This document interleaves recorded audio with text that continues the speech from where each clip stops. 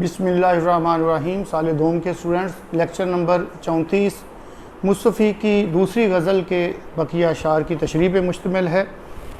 شعر ہے: پردہ خاک میں سو رہے جا کر افسوس، پردہ رخسار پہ کیا کیا مہتاباں لے کر. مفہوم اس کا: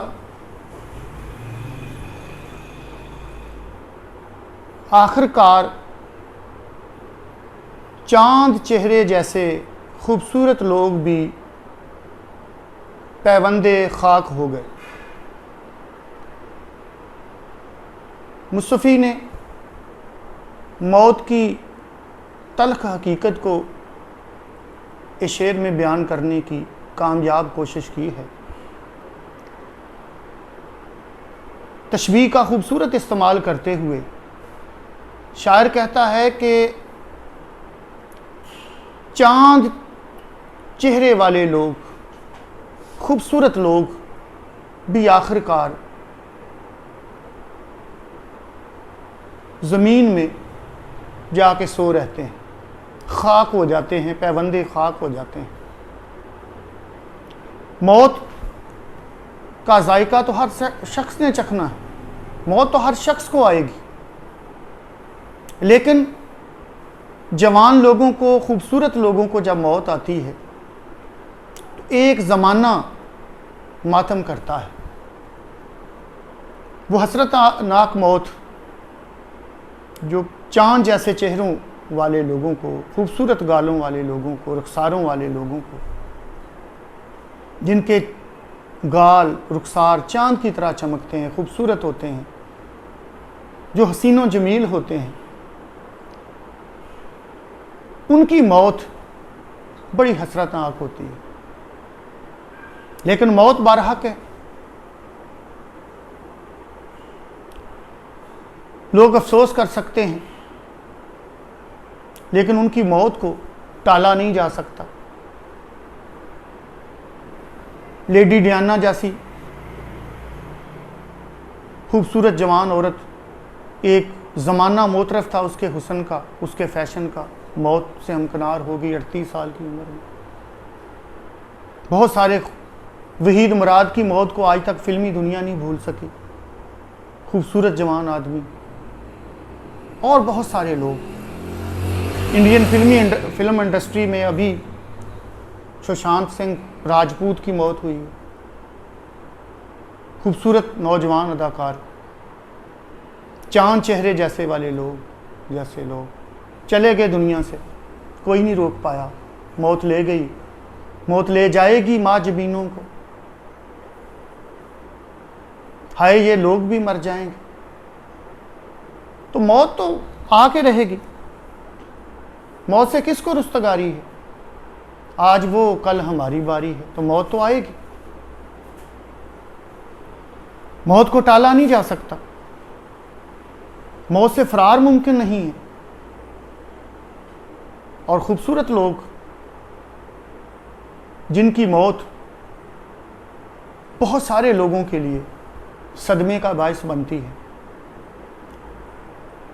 وہ بھی اس دنیا سے چلے جاتے ہیں اور زمین نگل جاتی ہے ان کو بھی. وہ بھی، ہم مٹی کے بنے ہیں، خاک کے پتلے ہیں، خاک ہم نے ہونا ہی ہونا ہے، تو وہ بھی خاک ہو جاتے ہیں. حسن کو بھی زوال ہے.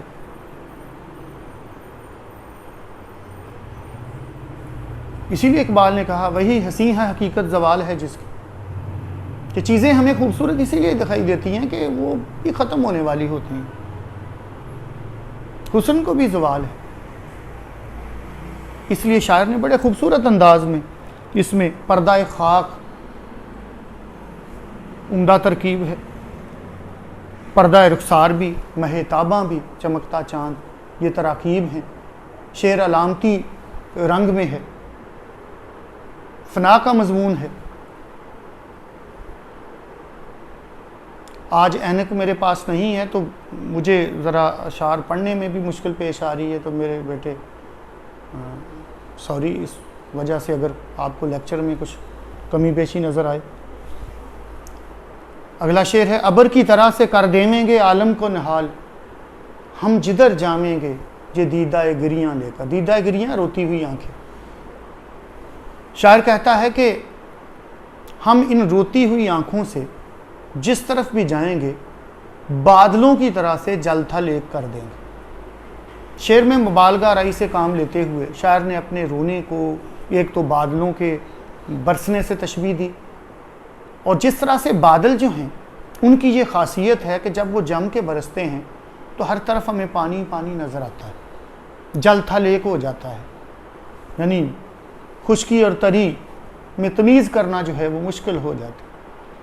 تو شاعر بھی یہ کہتا ہے کہ ہم رونے والے لوگ جن کی آنکھیں ہمیشہ برستی رہتی ہیں، جو غمزدہ لوگ ہیں، جنہیں خوشیاں میسر نہیں ہیں، ہم بد نصیب لوگ ان برستی ہوئی آنکھوں سے جس جگہ بھی جائیں گے ہم بادلوں کی طرح سے برسیں گے. ہماری آنکھیں بادلوں کی طرح سے برسیں گی، اور جس طرح سے بادل جب برستے ہیں تو پھر موسلادھار بارش ہوتی ہے اور ہر طرف ہمیں پانی نظر آتا ہے، خشکی و تری میں تمیز مشکل ہو جاتی ہے. تو اسی طرح سے ہم جیسے رونے والے لوگ، افسردہ خاطر لوگ، مصیبت زدہ لوگ جب ان روتی ہوئی آنکھوں سے کسی جانب بھی جائیں گے تو وہاں خشکی اور تری میں تمیز کرنا مشکل ہو جائے گا. ہم بہت آنسو بہائیں گے اور وہاں ہر طرف جو ہے وہ بارش کی پانی کی طرح سے پانی ہوگا. مجھے کسی نے کہا ہے کہ میرے رونے کی حقیقت جس میں تھی، میرے رونے کی حقیقت جس میں تھی، ایک مدت تک وہ کاغذ نم رہا. اور جو ابراہیم ذوق نے کہا ہے کہ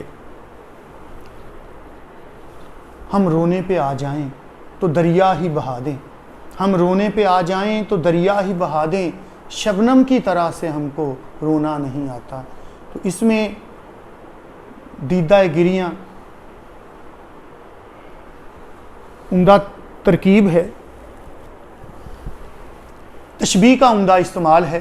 بادل کی طرح سے قرار دیا اپنی آنکھوں کو، روتی ہوئی آنکھوں کو.